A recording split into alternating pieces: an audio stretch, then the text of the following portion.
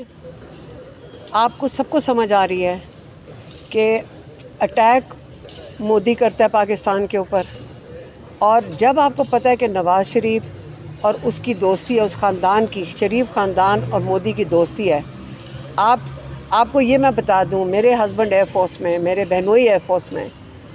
हमारी air force की काबिलियत और हमारी फ़ौज की काबिलियत इस लेवल की है कि जो ये चीज़ें हम देख रहे हैं और नवाज़ शरीफ आगे से जवाब ना दे।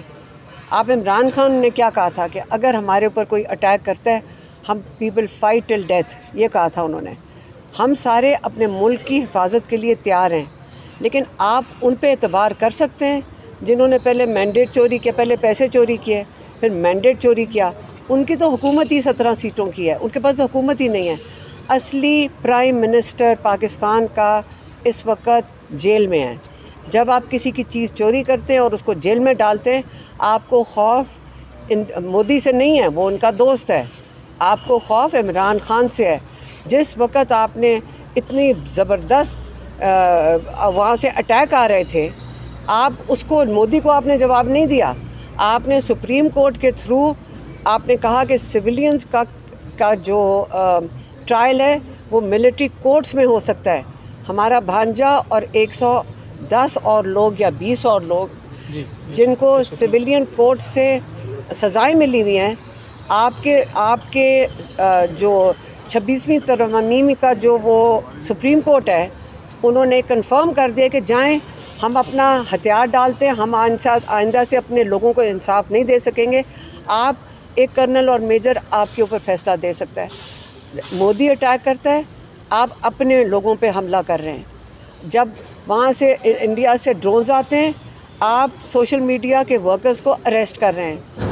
आप इमरान खान को, वहाँ से मोदी अटैक करता है, सारा दिन कल ड्रोन्स फिर रहे थे।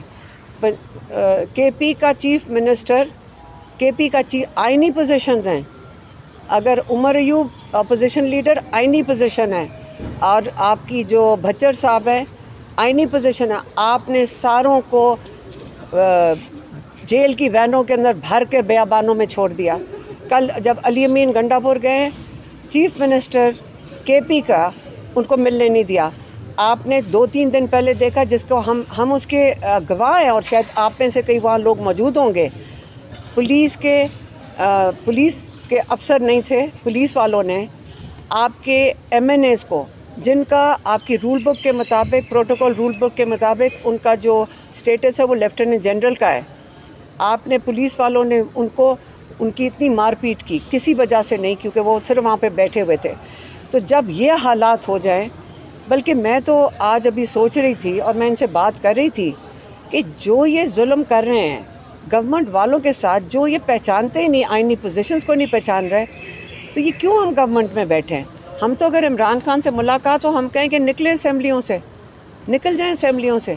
ये अगर जलील होने के लिए अपोजिशन लीडर के साथ ये पुलिस वाला कर रहा है पंजाब का, इसका मतलब केपी के लोग और आपका पाकिस्तान के सबसे बड़ा, आपको पता है, ये तो अव्वल तो अगर आप कहते हैं कि जाली हुकूमत भी बैठी हुई है, उसके बावजूद अपोजिशन लीडर जो है करोड़ों का नुमाइंदा है। आप उनको लोगों की जो तजलील कर रहे हैं, बेहतर है कि इन अवानों से निकल जाएं, क्योंकि यहाँ पे तो उसकी कोई वैल्यू कोई नहीं है। उनकी कोई उनकी जो यहाँ पे तो डिक्टेटरशिप ऑलरेडी हुई भी है।